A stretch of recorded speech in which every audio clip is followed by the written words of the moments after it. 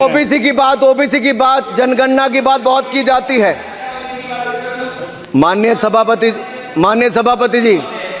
सभापति जी, जिसकी जात का पता नहीं वो गणना की बात करता है।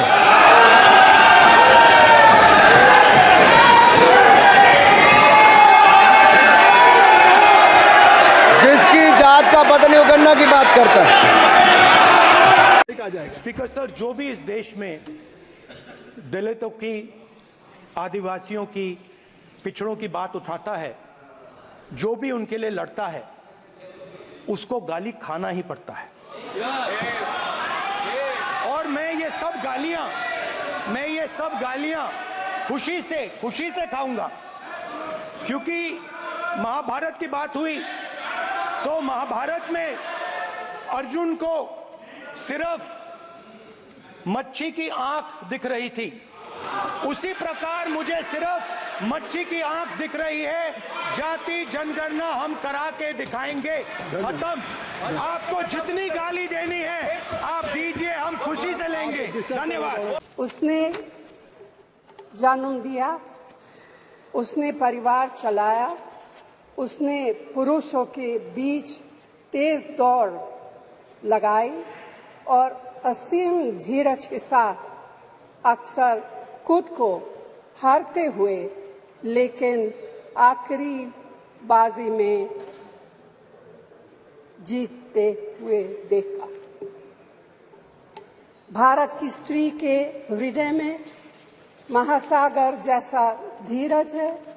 उसने खुद के साथ हुई बेईमानी की शिकायत नहीं की और सिर्फ अपने फायदे के बारे में कभी नहीं सोचा।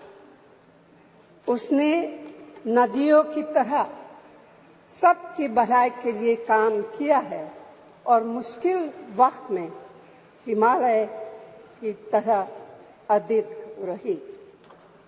स्त्री के धैर्य का अंदाज लगाना नामुमकिन है। वह आराम को नहीं पहचानती और तक जाना भी नहीं जानती।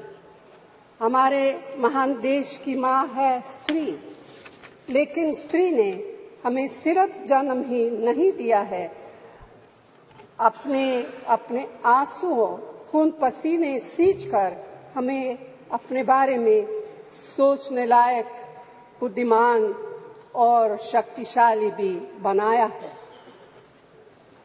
अध्यक्ष महोदय, स्त्री का मेहनत, स्त्री का गरिमा और स्त्री के त्याग की पहचान करके ही हम लोग मनुष्यता की परीक्षा में पास हो सकते हैं।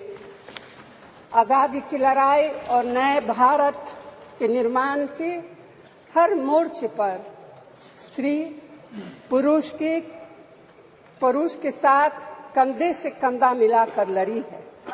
वह उम्मीदों, आकांक्षाओं, तकलीफों और घर गृहस्थी के बोझ के नीचे नहीं दबी।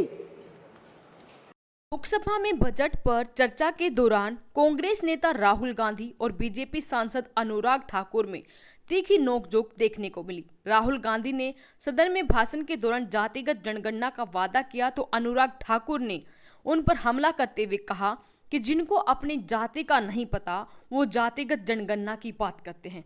यही नहीं, इसके बाद देश के प्रधानमंत्री नरेंद्र मोदी ने भी अनुराग ठाकुर का सदन में साथ दिया और उन्होंने उनका दिया गया ये भाषण वीडियो ट्वीट करते हुए लिख दिया कि इसे जरूर सुनना चाहिए, जिसके बाद कांग्रेस भड़क गई और उन्होंने प्रधानमंत्री पर संसदीय विशेष अधिकार के गंभीर उल्लंघन का बढ़ावा देने का आरोप लगा दिया है।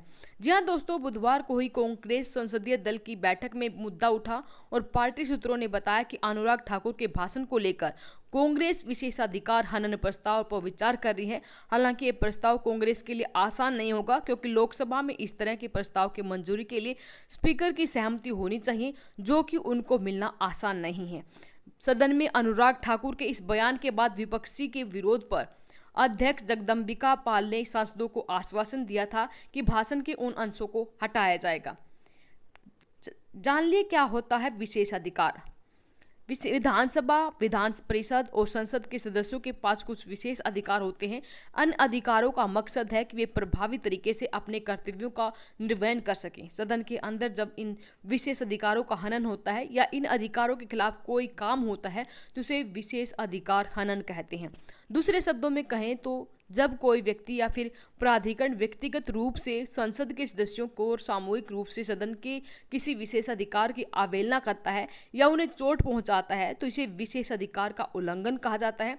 सदन में अगर कोई सदस्य ऐसी टिप्पणी करता है जिससे संसद की गरिमा को ठेस पहुंचती है तो ऐसी स्थिति में उसे सदस्य पर संसद की अवमानना और विशेषाधिकार हनन के तहत कार्यवाही की जा सकती है और लोकसभा स्पीकर से इसकी लिखित शिकायत को ही विशेषाधिकार हनन नोटिस कहते हैं। इस नोटिस के आधार पर ही स्पीकर की मंजूरी के बाद सदन में विशेषाधिकार हनन प्रस्ताव लाया जाता है और ये प्रस्ताव संसद के किसी सदस्य द्वारा पेश किया जाता है। लेकिन यहाँ पर देखते हैं क्या लोकसभा स्पीकर इस पर साइन करते हैं। आपका इसके बारे में क्या कहना है? वीडियो के कमेंट बॉक्स में अपनी राय जरूर दें। वीडियो अपने साथी दोस्तों के साथ जरूर शेयर करें। धन्यवाद। जय हिंद, जय भारत।